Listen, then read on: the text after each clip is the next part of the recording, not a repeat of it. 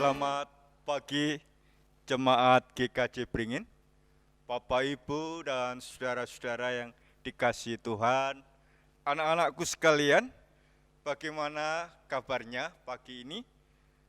Rupanya kita sudah memasuki bulan yang baru, bulan Juni. Dan kita juga akan bersama-sama menggumuli bahwa secara kalender gerejawi kita sudah masuk yang namanya Minggu Trinitas. Dan kita akan bersama-sama mendengarkan firman Tuhan pagi ini. Namun demikian, sebelumnya kita akan berdoa. Mari kita berdoa. Bapa yang di surga, Allah yang kami sapa, yang senantiasa kami puji, kami sembah di dalam nama Tuhan kami Yesus Kristus. Pagi ini Tuhan, kami bersyukur masih diberi kesempatan menikmati indahnya hidup pemberian Tuhan. Bahkan kami boleh bersyukur pagi ini diperkenankan untuk mengikuti ibadah Minggu Trinitas. Meskipun masih di rumah kami masing-masing. Dan tiba saatnya kami hendak mendengarkan sapaan Tuhan lewat pemberitaan firman. Tolonglah ya Tuhan, setiap kami dimampukan untuk tidak hanya mendengar, tetapi menggumuli, merenungkan, dan pertolongan Roh Kudus memampukan kami untuk mempraktekkan apa yang menjadi firman Tuhan dalam kehidupan kami. Berkati hamba-Mu yang dipercaya untuk menyampaikan firman Tuhan. Kiranya semua yang disampaikannya seturut dengan kehendak Tuhan, sehingga setiap kami yang mendengarkan terberkati. Dari awal hingga akhir, kami serahkan sepenuhnya dalam kuasa dan otoritas yang dari Tuhan. Di dalam Kristus Yesus Tuhan kami berdoa. Amin. Bapak, Ibu, dan saudara-saudara yang dikasihi Tuhan, anak-anakku sekalian, di Minggu Trinitas pada hari ini Minggu 7 Juni 2020. Temanya khotbah pagi ini adalah terlibat memulihkan ciptaan bersama Allah Trinitas. Saya akan mengulang sekali lagi tanpa terasa bahwa minggu ini kita sudah masuk Minggu Trinitas, artinya membuka bahwa minggu depannya lagi kita masuk minggu biasa. Jadi ada sesuatu yang menarik kalau kita senantiasa mencermati kalender gerejawi. Jemaat yang dikasihi Tuhan, saudara-saudaraku, anak-anakku sekalian, bacaan di Minggu Trinitas ini, kalau kita mengacu bacaan leksionari, bacaan pertama Kejadian 1, ayatnya 1 sampai pasal 2, ayat 4a. Kemudian Mazmur tanggapan, Mazmur 8. Kemudian bacaan kedua, 2 Korintus 13, ayatnya 11 sampai 13, dan bacaan Injil Matius 28 ayatnya 16 ayat 20. Dan saya akan berfokus pada Kejadian 2, khususnya pasal yang kedua. Kejadian pasal 2 ayatnya yang ke-1 sampai 4, kemudian Matius 28 ayatnya 16 sampai 20. Jadi Kejadian 1 yang berbicara kisah penciptaan, saya lompat kepada pasal yang kedua.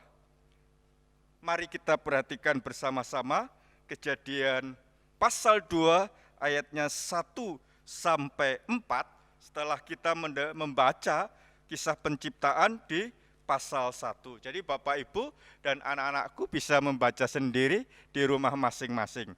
Nah, sekarang kita melihat pasal yang kedua. Demikianlah diselesaikan langit dan bumi dan segala isinya. Ketika Allah pada hari ketujuh telah menyelesaikan pekerjaan yang dibuatnya itu, berhentilah ia pada hari ketujuh dari segala pekerjaannya yang telah dibuatnya itu. Lalu Allah memberkati hari ketujuh itu dan mengkuduskannya, karena pada hari itulah ia berhenti dan segala pekerjaan penciptaan yang telah dibuatnya itu. Pasal 2 ayat yang keempat A sebagai penutup, demikianlah riwayatnya langit dan bumi pada waktu diciptakan. Nah, kita kemudian membaca Injil Matius 28 ayatnya 16 sampai 20. Dan ke-11 murid itu berangkat ke Galilea, ke bukit yang telah ditunjukkan Yesus pada mereka. Ketika mereka melihat dia, mereka menyembahnya, tetapi beberapa orang ragu-ragu. Yesus mendekati mereka dan berkata, "Kepadaku telah diberikan segala kuasa di surga dan di bumi. Karena itu pergilah, jadikanlah semua bangsa muridku, dan baptislah mereka dalam nama Bapa dan Anak dan Roh Kudus. Dan ajarlah mereka melakukan segala sesuatu yang telah kuperintahkan kepadamu. Dan ketahuilah, aku menyertai kamu senantiasa sampai kepada akhir zaman." Berbahagialah setiap kita yang mau mendengarkan firman Tuhan dan melakukannya hari lepas hari. Haleluya. Bapak, Ibu, dan saudara-saudara yang dikasihi Tuhan, kalau kita cermati apa yang tertulis dalam Kejadian pasal 1 khususnya, maka kita akan menemukan di sana, di antara segala ciptaan, manusia adalah satu-satunya makhluk yang secitra dan segambar dengan Allah. Jadi manusia sangat istimewa di hadapan Allah. Tercatat dengan gamblang Kejadian 1 ayat 27, maka Allah menciptakan manusia itu menurut gambarnya, menurut gambar Allah. Diciptakannya dia, laki-laki dan perempuan, diciptakannya mereka. Jadi di antara segala ciptaan, saya ulang lagi, manusia satu-satunya yang secitra dengan Allah. Tetapi rupanya tidak berhenti di sini.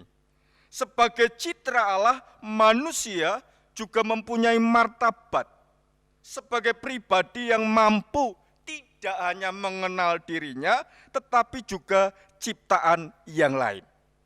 Nah, ini didasarkan pada apa yang diperintahkan Allah kepada mereka. Ada tanggung jawab.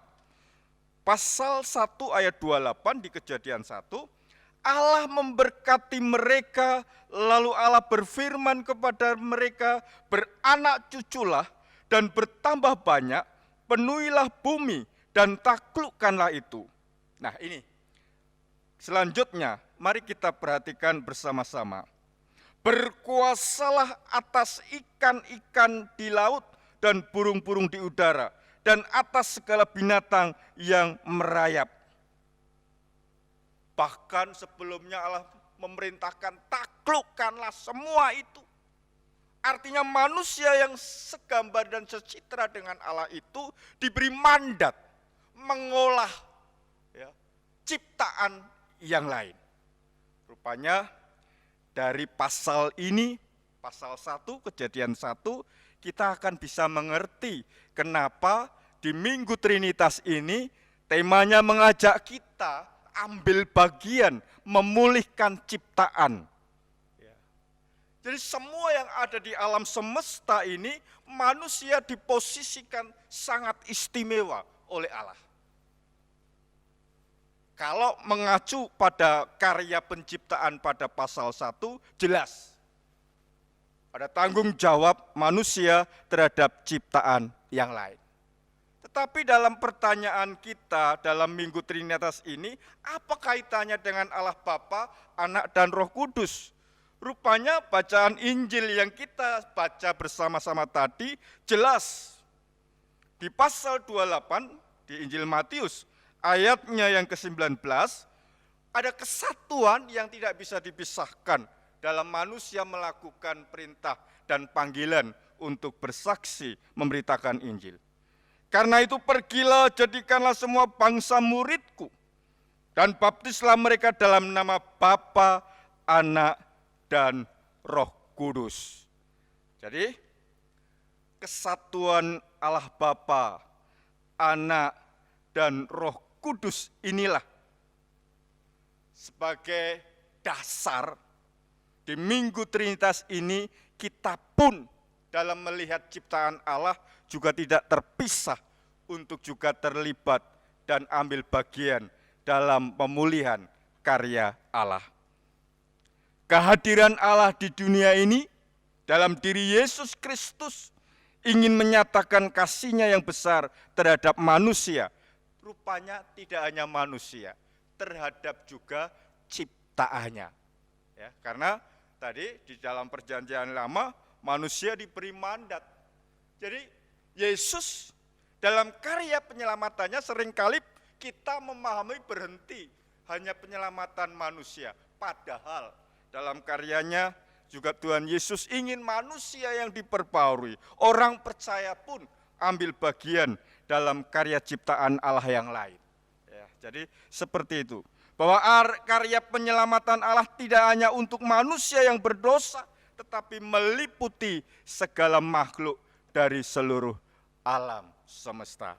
Nah, dasar pemikiran inilah yang mengantar kita pada Minggu Trinitas pada minggu ini dengan sebuah tema yang mungkin asing bagi kita. Jarang gereja berbicara tentang alam. Jarang gereja berbicara tentang makhluk di luar manusia, khususnya di luar manusia dengan segala dinamikanya. Gereja mungkin dalam 1 tahun berbicara tentang ekologi, berbicara tentang kerusakan alam, berbicara tentang hal-hal yang kaitannya dengan alam semesta, paling-paling hanya dalam komunitas persekutuan doa, pemahaman Alkitab. Tetapi di minggu-minggu, di ibadah minggu, kita jarang. Nah, kita pagi ini diajak terlibat, memulihkan ciptaan bersama Allah Trinitas. Bapak, Ibu, dan saudara-saudara yang dikasihi Tuhan, kalau kita perhatikan apa yang tertulis dalam Injil Matius tadi menandaskan ya, apa yang menjadi keyakinan gereja, menjadi iman gereja, bahwa Minggu Trinitas menegaskan kesaksian iman, bahwa seluruh karya Allah yang menciptakan, memelihara, menyelamatkan, dan membaharui didasarkan pada tindakan Allah yang menyatakan dirinya sebagai Bapa, Anak, Roh Kudus. Karya penciptaan alam semesta, bumi, dan segala isinya bukan sebatas karya berhenti pada Allah Yahweh dalam pemahaman perjanjian lama semata, tetapi dalam diri karya Anak dan Roh Kudus. Jadi Bapak, Ibu, dan saudara-saudara dan anak-anak yang dikasihi Tuhan, lalu yang menjadi pertanyaan, Pak Pendeta Slamet, terus apa yang bisa saya lakukan kalau seandainya mau menjawab tantangan tema tadi, terlibat memulihkan ciptaan bersama Allah Trinitas? Mari, kalau kita mengacu pada apa yang saya sampaikan di awal khotbah tadi, satu bumi tidak akan pernah cukup bagi seorang yang serakah. Artinya, kita sebagai orang percaya juga harus bisa mengendalikan ya, egoisme kita. Ya, manusia kalau sudah serakah, ya, sudah rakus, tentu dia akan memiliki segala sesuatu yang diinginkan tidak terkendali. Ya. Tidak ada keadilan di sana, tidak ada keadilan yang merata dalam kehidupan di bumi. Paling tidak itu yang pertama. Kemudian kalau kita lihat seiring waktu, kemajuan zaman, dan juga teknologi, rupanya alam ini juga semakin rusak. Ya. Ada istilah-istilah yang menggambarkan bagaimana kerusakan alam itu bisa kita dengar, kita temui.